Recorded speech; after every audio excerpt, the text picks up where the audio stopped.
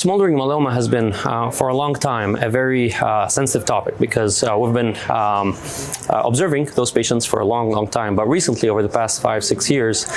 we saw a trend towards treating patients with smoldering in the hope of catching the disease at an earlier state when it didn't really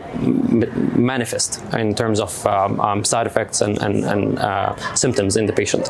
Now, the issue is that if we don't select the patient very carefully, we end up sometimes under-treating some of those patients with smoldering myeloma who actually should get a full myeloma treatment because they have very high-risk disease. But on the other hand, we also over-treat some patients who have smoldering myeloma, and they're never going to progress into full-blown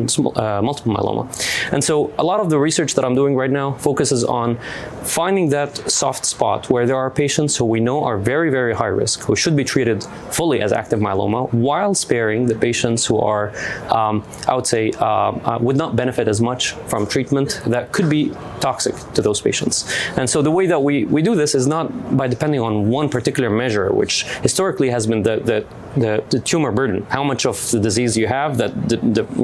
determines your risk. It actually turns out to be multiple things at the same time. So the cytogenetics play a role into it, the multiomics, the tumor microenvironment plays a role into it, circulating myeloma cells. In the work that is going to be upcoming, hopefully in the coming period, we would be trying different ways to come up with different risk stratification profiles that finds those patients that should be treated and spares the patient that should not be treated